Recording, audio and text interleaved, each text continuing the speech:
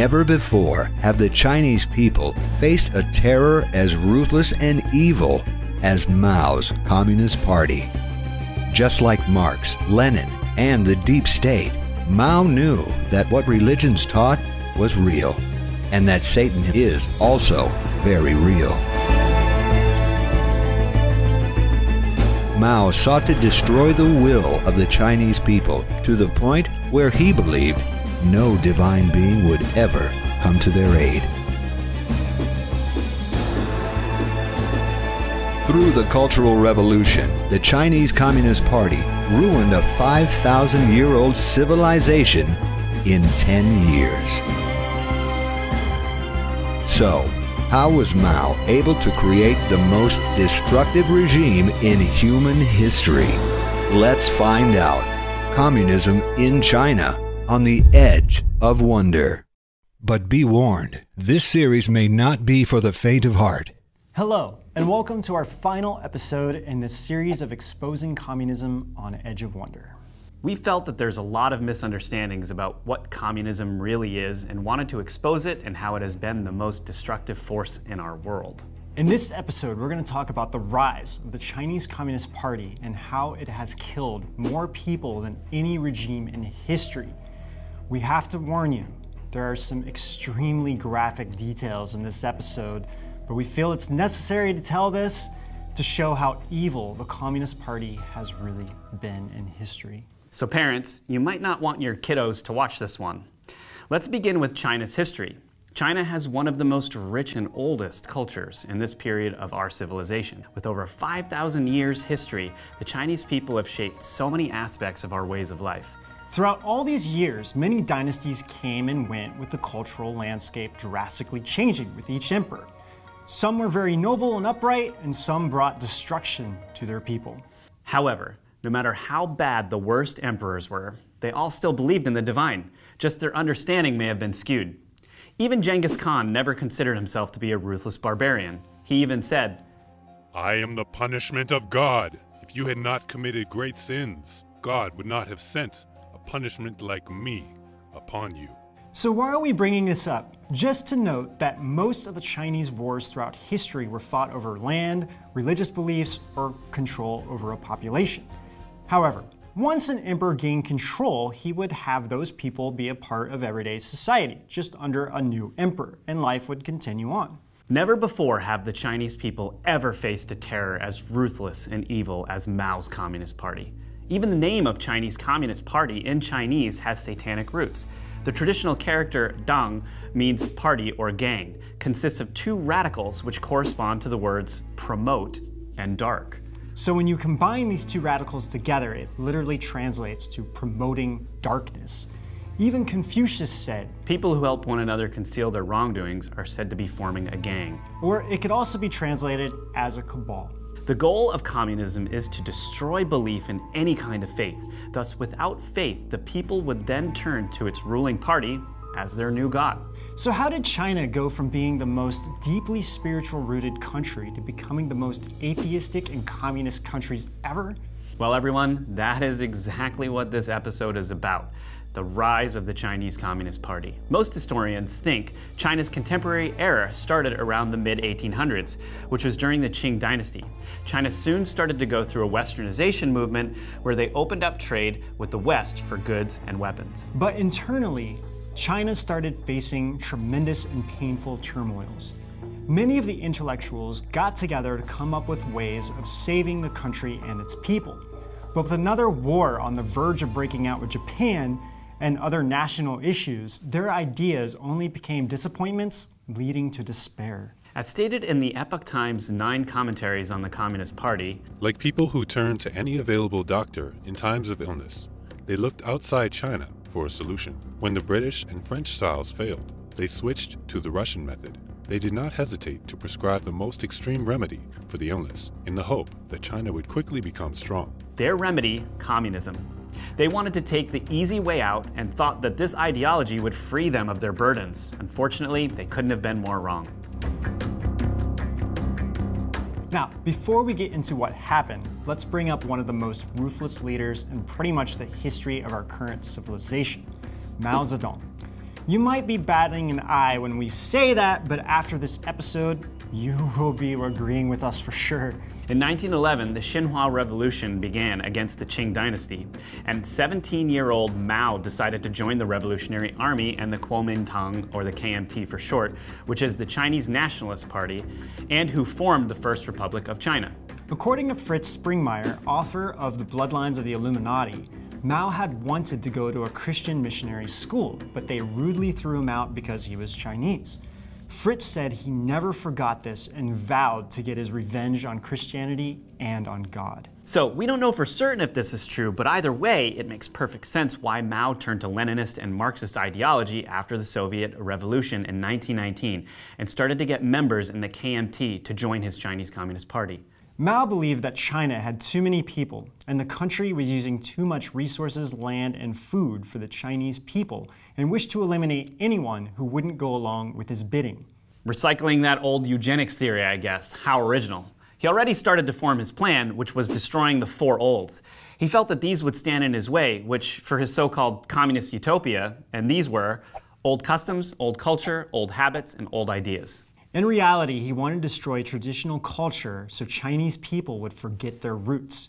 Then it would be easier for them to accept his new communist ideology and its propaganda, such as, without the CCP, there would be no new China. As for the four olds, for example, the old habits would be referring to our faith in the divine or belief in religion. If he destroyed this, then his new Communist Party would become the new God for the Chinese people, and they can force people to worship it. The old ideas would be thoughts and ideas of ancient scholars that helped shape China to which it became before the party took over, and how almost everyone believed in virtue and karma. Old customs would actually break up the family and then install its own ideology and propaganda into the next generation of children. Old culture was actually referring to the Chinese language itself. Every single Chinese character has meaning behind it. For example, the traditional character for dragon, or long, is actually in the shape of a dragon, which happens to be on my shirt. Oh. However, now the simplified character removed the dragon and now the original meaning is lost. There's so many more examples of this. The traditional character for love has the character for heart inside of it. This meant that people love you for your actions. However, the CCP removed the heart from the character, which it now loses its original nature. They basically cut the heart out of it. The sad part is, now the inner meanings behind the traditional characters have been completely lost to the modern-day Chinese people, especially the younger generation. Mao wanted to destroy traditional values, so the CCP decided to simplify their own language in order for people to forget their roots and their culture and where they came from. So how is Mao able to create the most destructive regime in human history? Just like a snake sneaking up on its prey waiting to strike, Mao was waiting for the right opportunity to arise. It was also during this time that Lenin and Stalin realized that the US would become a threat to them. So in order to combat this, they needed China on their side. So the Bolsheviks sent their representatives to China to start setting up communist organizations, and soon an alliance was formed with the KMT. Over the next 30 years, the CCP actually became an organ of the Communist Party of the Soviet Union. And Mao is receiving a monthly stipend, about 170 yuan, from the Russians. Now, that may not seem like much in today's world, but back then, the average monthly salary of a worker in Shanghai at that time was around 20 yuan. Because of these meetings, Mao's Communist Party was able to experience very rapid growth, but still wouldn't be able to overthrow the KMT. So Mao decided he would support both sides, but secretly was trying to take down the KMT from within. Soon a civil war broke out between the two sides, and Mao suffered a heavy defeat at the hands of the KMT. His Communist Party was on the verge of collapse. Then, out of fear, it loudly proclaimed that, quote, Chinese do not fight Chinese, and promised to submit itself to the leadership of the KMT. Secretly, Mao was waiting for the right opportunity to destroy the KMT, and he didn't care who he killed to win, or with what methods he used for that victory. It was basically like a warped version of the art of war. Yeah. When World War II broke out and China was at war with Japan, Mao took full advantage of the situation and concocted a plan so evil that would guarantee his victory over the KMT. Mao knew that if he had his troops fight the Japanese, he would lose. But if he joined forces with the KMT against the Japanese, the KMT would come out as the victors, and he wouldn't be able to take over China. So what did he do? He had his troops fight alongside with the Japanese against the KMT.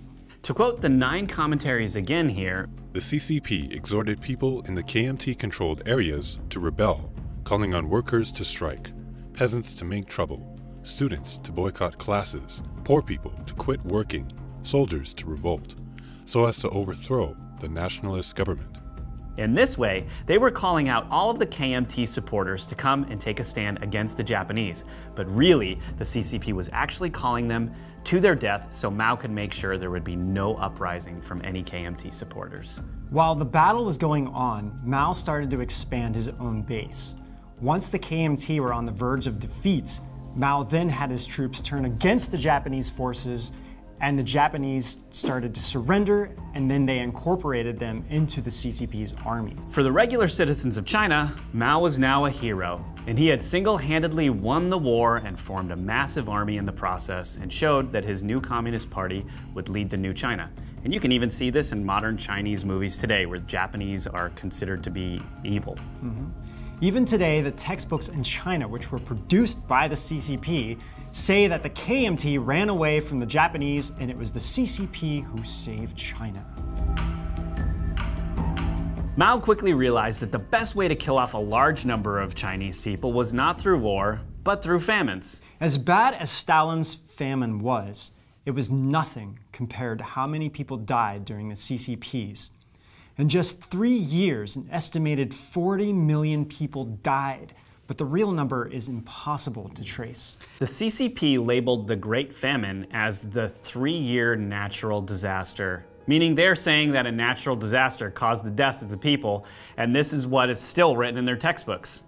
In some of the most serious deprived areas, families would exchange one another's children to eat since there wasn't any food. Writer Sha Qing shared a story about a peasant farmer who was only left with his son and daughter. One day, the father told the girl to leave the house, and when she came back, she couldn't find her brother, but instead saw oil floating in a cauldron and a pile of bones next to the stove. The next day, the father added more water and asked his daughter to come closer. The terrified girl cried to her father, "Daddy, please don't eat me. I can collect firewood and cook food for you. If you eat me, nobody else will do this for you."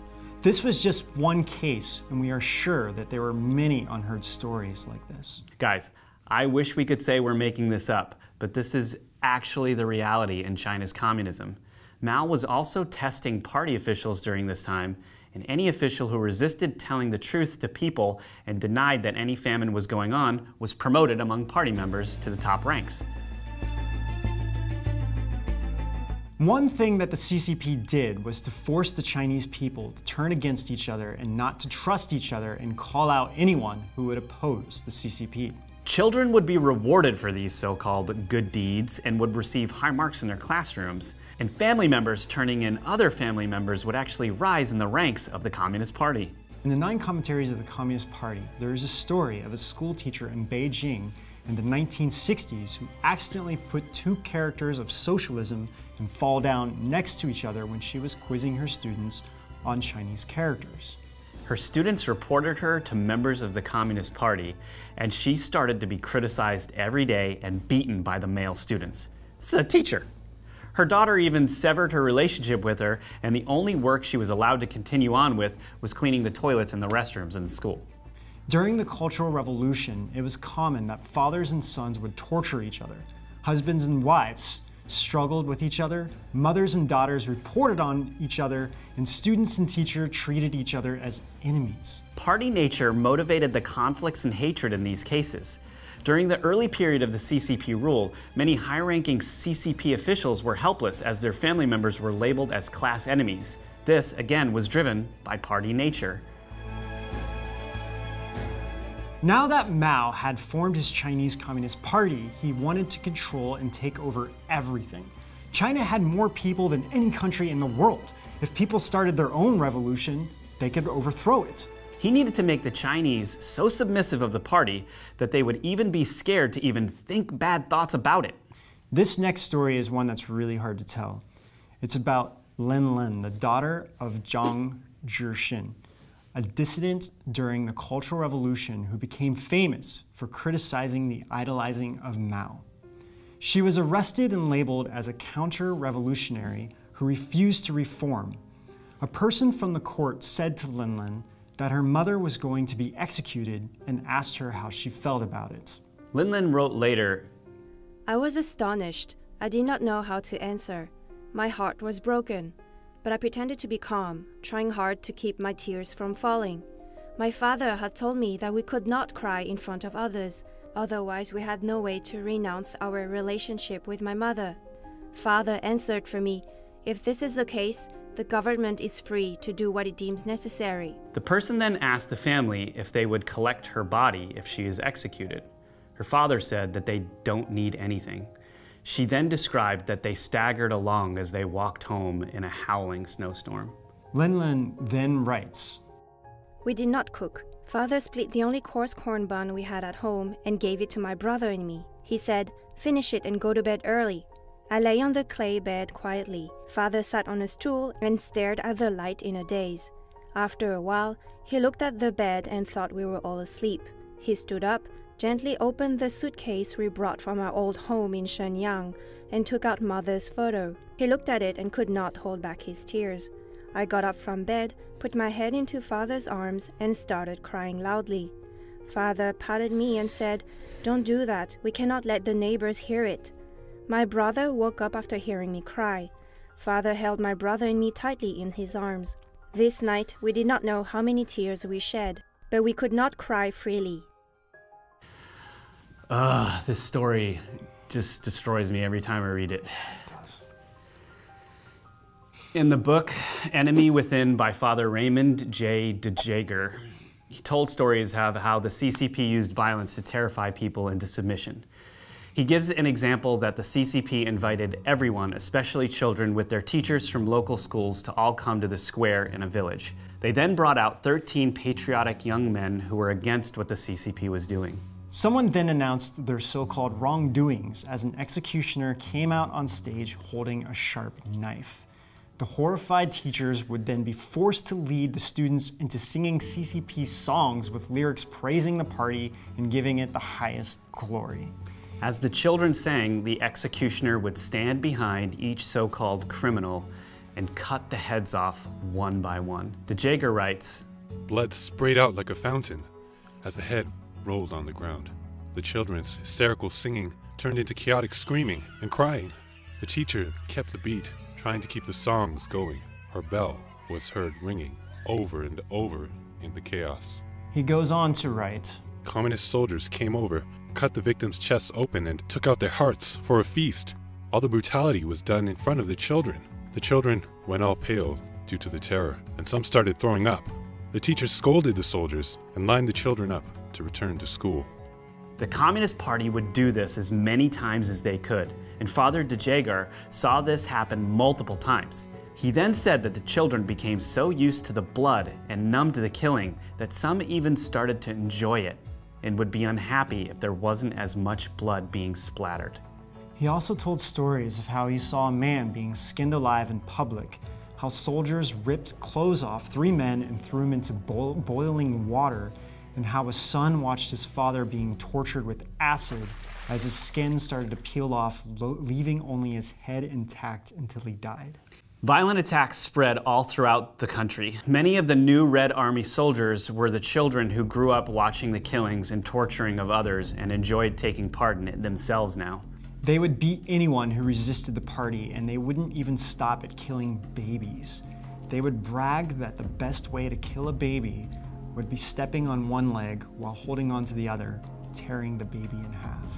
In fact, the CCP loves violence and bloodshed so much that the flag itself is a symbol of its thirst for blood.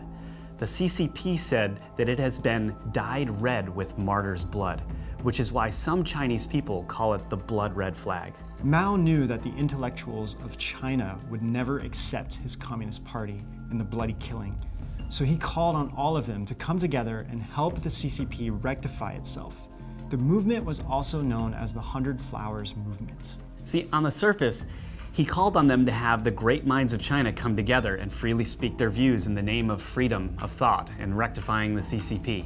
What he was really doing is, quote, luring the snakes out of their holes, in which he wrote to his party chiefs.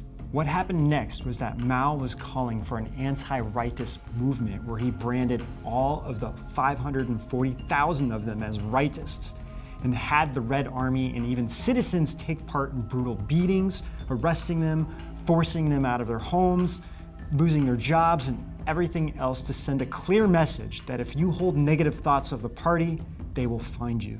In the memoir, The Past Doesn't Disappear Like Smoke, there is a quote from Mao boasting about the killings in which he said, quote, "What can Emperor Qin Shi Huang brag about? He only killed 460 Confucian scholars, but we killed 46,000 intellectuals."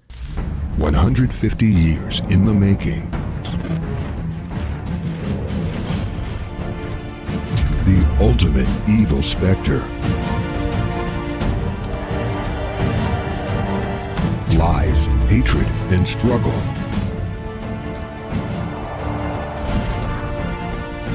Traditions destroyed.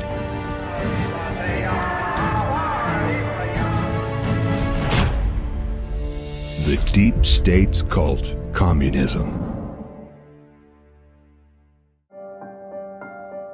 The CCP became obsessed with violence so much that people who promoted any kind of violence were praised by the party. There's even something called the Guangxi cannibalism, where just normal citizens soon started to enjoying feasting on the bodies of their fellow Chinese race. According to the 9 commentaries, In Wushuan County, like wild dogs eating corpses during an epidemic, people were madly eating other people. Often victims were first publicly criticized, which was always followed by killing, and then cannibalism. As soon as a victim fell to the ground, dead or alive, people took out the knives they had prepared and surrounded the victim, cutting any body part they could get a hold of. At this stage, ordinary citizens were all involved in the cannibalism. Even more disgusting and demonic, if you can get any worse, was that people would drink alcohol and play games while they feast on human body parts, even at the highest level of government organizations. Cafeterias there would actually serve human dishes. now of course all of you are probably thinking the same thing. Why and how could this even be possible, and what was the purpose of doing this? You have to understand that whether or not Mao was secretly a deep state pupil following the same path or becoming part of the Illuminati, as some people are saying, the purpose was actually to turn people into demons, so no god would ever accept them as humans anymore. Again, just like Marx, Lenin, and the deep state, Mao knew what religions taught was real, and that Satan is real. It doesn't matter what we believe, they know this to be true.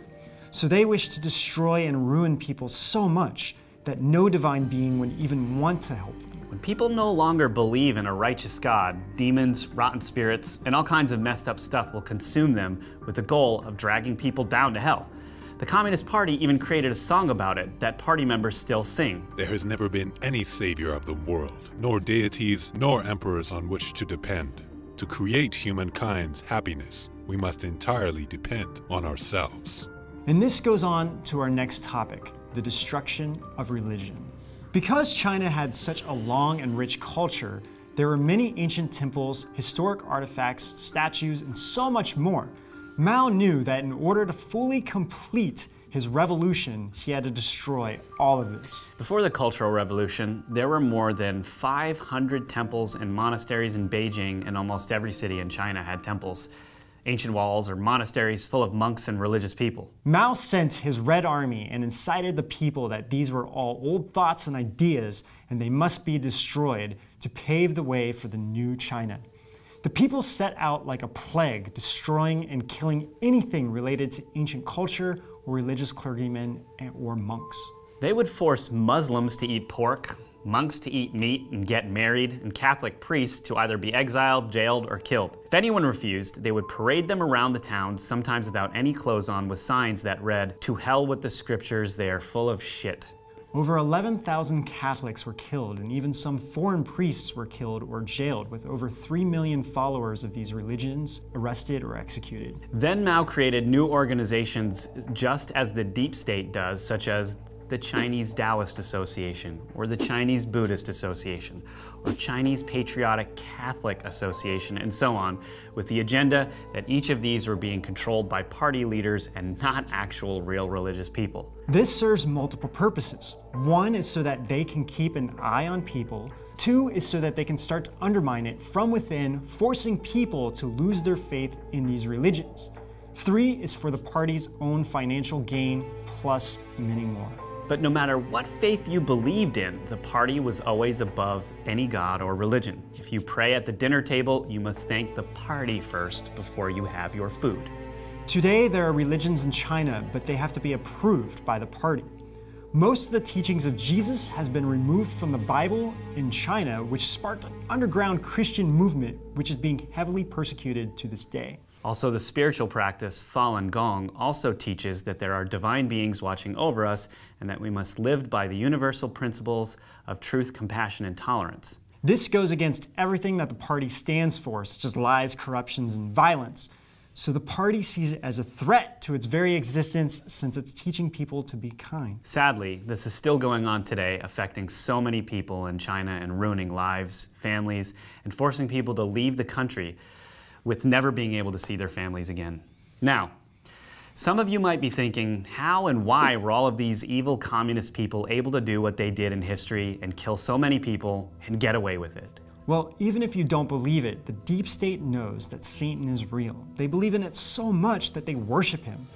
We believe that Satan sent his demon army here to destroy mankind, God, and to create hell on earth, dragging the people downward. Mao was really the manifestation of a demon to carry out Satan's wishes, with the Chinese Communist Party being the root of all evil found in this world ever in history. And to give a total of the number of lives killed just by the CCP alone, it's 80 to 100 million. And that is just a very conservative estimate. Never has a bloodthirsty regime killed as many people as the Chinese Communist Party. From our research, it seemed that the Illuminati used communism as its evil force to turn our world into chaos, with the goal being, when we finally reach the end times, people would stop believing in God and the divine. This way, Satan and his Red Army would rule over the earth, and the deep state would be his servants, and the rest of us would become their slaves. Yeah, whoever lived. Yeah. Now, whether you believe this or not is completely irrelevant. Deep State's goal is to kill off more than 70% of the population to form their one world government and their one religion, which is Satanism. And atheism. But this isn't going to happen. Why? Because a divine force is stopping this, and people are waking up and seeing the light in the darkness. They were blindsided, and now they're in a panic because they're losing this war. Also, a movement started in China after the persecution of Falun Gong started in 1999. Over 350 million Chinese people have now quit the Chinese Party or its affiliated organizations. So the battle is not over yet, and it's still going on to this day. According to the Epoch Times, how the specter of communism is ruling our world, Satan wanted to make our world complete chaos. So when the Messiah actually arrives, people will be too lost and hateful to even want to be saved. But as we said, things are changing and a divine light is starting to shine through all of this.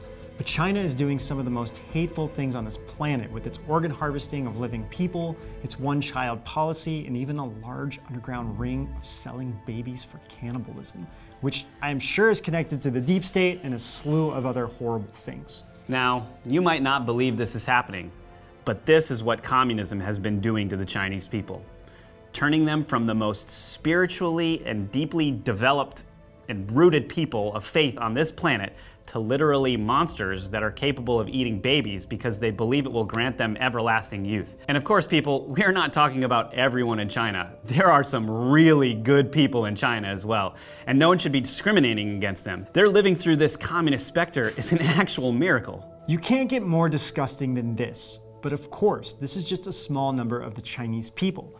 But because of the Cultural Revolution, destruction of faiths, its promotion of cannibalism, and the lies which have brainwashed the Chinese people, it has turned the Chinese people against each other and forced them not to trust anyone. It's called party culture. This has become so normal that most Chinese people don't know anything about what happened in their own history. Take, for example, the Tiananmen Square massacre. Most believed that the students opened fire on the military first, which gave them the right to fire back on the students. Of course, this is not at all what happened. And of course, we're mostly just talking about the people still inside China, not the ones who came overseas and are able to see the truth. Yeah. So of course, we're not talking about all Chinese people. We're just talking about the ones still being brainwashed by the party itself who thinks it's good. I mean, people in the US are brainwashed by our own media. You can imagine if the Communist Party is in charge. That's true. But we'll go over all of this and more on the Chinese Communist Party persecutions in the last few decades in our next episode. We know this was one very intense episode. I mean, we were both tearing. I was tearing up when I was writing this, and when we were reading it, we were both hit. It hit us both really hard. It's rough.